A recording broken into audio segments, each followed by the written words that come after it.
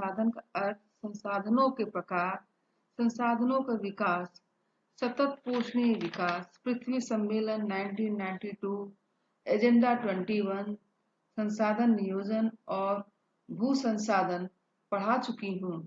अब उसी क्रम में मैं आपको मृदा संसाधन और उसके प्रकार के बारे में बताने जा रही हूँ। बच्चों, जैसा कि मृदा संसाधन, मृदा से क्या मतलब है? मिट्टी से। मिट्टी एक महत्वपूर्ण नवीकरण योग्य प्राकृतिक संसाधन है। इसके निर्माण में लाखों वर्ष लग जाते हैं। मिट्टी किसे कहते हैं? मिट्टी का तात्पर्य है धरातल पर स्थित चट्टान चूर्ण जिसमें जीवांश का सम्मिश्रण पाया जाता है, उसे क्या कहते हैं? मिट्टी। मिट्टी में इसके निर्माण में शैल चूर्ण सब बेस होता है। शैल चूर्ण से तात्पर्य जो चट्टाने हैं उनके जो छोटे छोटे टुकड़े होते हैं उससे मिट्टी का निर्माण होता है। और मिट्टी के सबसे ऊपर वाली लेयर कहलाती है, जमीन की सबसे ऊपर वाली लेयर में मिट्टी होती है। इसमें शैल चूर्ण की ही मात्रा नहीं होती, बल्कि इसमें और भी बहुत तरह की चीजें, वनस्पति, जीव जंतुओं के सड़े गले अंश भी विद्यमान रहते हैं, जो कि मिट्टी की उर्वरा शक्ति को बढ़ाते हैं। इन्हें हम ह्यूमस भी कहते हैं। मिट्टी को बनने के में प्राकृतिक शक्तियां, तापमान, बहता हुआ जल, तेज पवनें मिट्टी के में बहुत सहायक होती हैं। मिट्टी का वर्गीकरण। मिट्टी में भारत में कई प्रकार की मिट्टी पाई जाती है, जैसा कि बताया गया है। जलोढ़ मिट्टी, काली मिट्टी, मैप के माध्यम से दिखाया जा रहा है। जलोढ़ मिट्टी, काली मिट्टी, लाल मिट्टी, लैटराइट मिट्टी और शुष्क मिट्टी। अब मैं आपको एक एक करके सभी मिट्टियों के बारे में बताने जा रही हूँ। जलोढ़ मिट्टी। जलोढ़ मिट्टी यह भारत के विशाल मैदान में नदियों द्वारा पर्वतीय क्षेत्रों से बहाकर लाई गई मिट्टी होती है, जिसमें प्रायः जीवांशों की अल्पता होती है, अर्थात इसमें ह्यूमस की मात्रा कम होती है। इस मिट्टी को या कछारी या दोमट मिट्टी भी कहा जाता है। इस मिट्टी का यह मिट्टी है देश के 40% भाग में पाई जाती है। यह मिट्टी हिमालय पर्वत के बहने वाली 3 प्रमुख नदियां सतलज, गंगा, ब्रह्मपुत्र और उनकी सहायक नदियों को द्वारा बहाकर लाए गए निक्षेपों से बनती है। जलोढ़ मिट्टी जो है पूर्वी तटीय मैदानों, विशेष रूप से महानदी, गोदावरी, कृष्णा, कावेरी के द्वारा भी डेल्टाई प्रदेशों में बनती है। यह मिट्टी 2 प्रकार की होती है।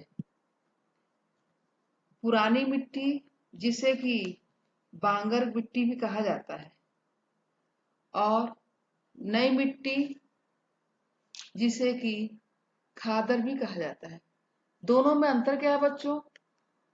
पुरानी मिट्टी अर्थात बांगर मिट्टी में कंकड़ पत्थर ज्यादा मात्रा में होते हैं, और नई मिट्टी में, खादर मिट्टी में क्या होता है? उसमें कंकड़ पत्थर पुरानी मिट्टी की अपेक्षा कम मात्रा में होते हैं। मिट्टियों के अंतर्गत दूसरी प्रकार की मिट्टी आती है काली मृदा। काली मृदा जैसा कि नाम से पता लगा, काले रंग की। इस मिट्टी का रंग काला होता है, इसलिए इसका दूसरा नाम रेगर भी कहा जाता है। रेगर मिट्टी भी कहते हैं। रेगर क्यों कहा जाता है बेटा? क्योंकि इस मिट्टी का निर्माण जो है ज्वालामुखी विस्फोट द्वारा निकले पदार्थों के जमाव से निर्मित चट्टानों के अपरदन से होता है, इसलिए इसका रंग काला होता है।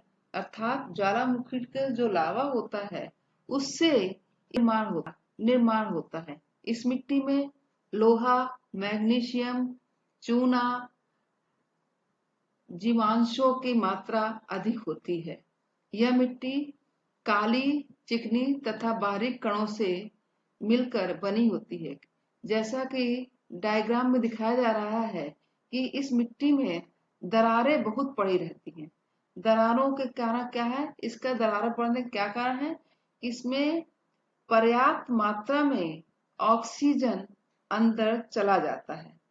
यह मिट्टी जो है भारत में इसका विस्तार उत्तर पश्चिम में ज्यादा है। गुना में मध्य प्रदेश, दक्षिण में बेलगांव, पश्चिम में काठियावाड़ आदि जगहों पर यह मिट्टी बहुत है। ये मिट्टी जो है कपास के लिए बहुत ही उपयोगी होती है। इसके अतिरिक्त इस मिट्टी में चावल, गन्ना, गेहूं, ज्वार, बाजरा, मूंगफली, सोयाबीन आदि बहुत पाया जाता है। तीसरी प्रकार की मिट्टी है लाल और पीली मिट्टी। यह मिट्टी छिद्र युक्त होती है। यह दक्षिण भारत में पाई जाती है।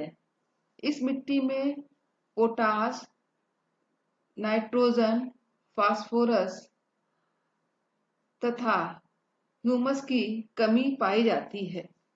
इस मिट्टी में तंबाकू, मूंगफली आदि बहुत ज्यादा मिलते हैं। यह उत्तर प्रदेश के बांदा, झांसी आदि जगहों पर मिलती है। अब इसके बाद है लेटराइट मिट्टी।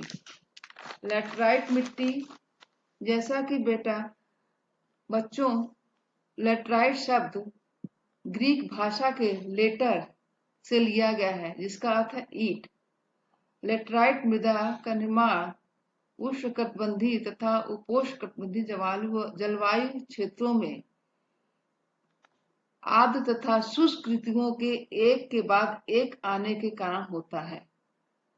यह भारी वर्षा से अत्यधिक निस्खलन का परिणाम है। लेटराइट मृदा अधिकतर गहरी और अम्लीय होती है, अर्थात इस मिट्टी में जो है अम्ल की मात्रा बहुत ज्यादा होती है और यह दक्षिण राज्यों, महाराष्ट्र के पश्चिमी जगह पाई जाती है। इस मिट्टी में पर्णपाती और सदाबहार वन मिलते हैं। वहां इसमें ह्यूमस की पर्याप्त मात्रा पाई जाती है। यह मिट्टी जो है रेगिस्तानी वाले इलाकों में पाई जाती है। रेगिस्तानी क्षेत्रों में वर्षा बहुत कम होने के कारण यहाँ यह मिट्टी पाई जाती है। इस मिट्टी में लवण और क्षारीय गुण बहुत कम होते हैं और इसमें सोडियम, कैल्शियम, मैग्नीशियम की अधिकता होती है, जिसके कारण ये मिट्टी उपजाऊ नहीं होती है।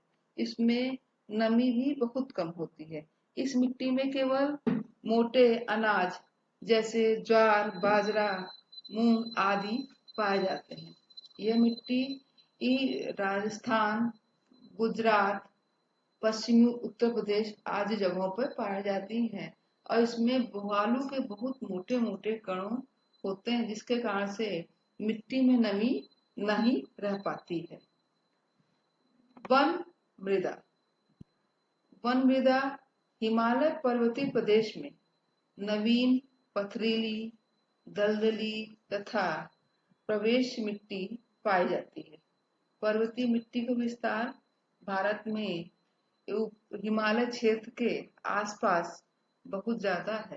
इस मिट्टी में बालू भी पाई जाती है और यह आग्नेय शैलों के विखंडन से निर्मित होती है। इस मिट्टी में चाय उत्पादन बहुत अच्छा होता है, इसलिए इस मिट्टी को चाय की मिट्टी के नाम से भी पुकारा जाता है। मृदा अपरदन और संरक्षण। जैसा कि हेडिंग से समझ में आ रहा है, मृदा अपरदन मतलब कि मृदा का, मिट्टी का जो उपजाऊपन है वो कैसे कम होता जा रहा है और उसको कैसे हम बचाएं।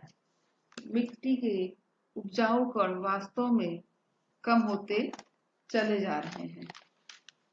इसका कारण है पवन अपरदन, अर्थात पवने जो अपने साथ मिट्टी के कण और महीन कण एक जगह से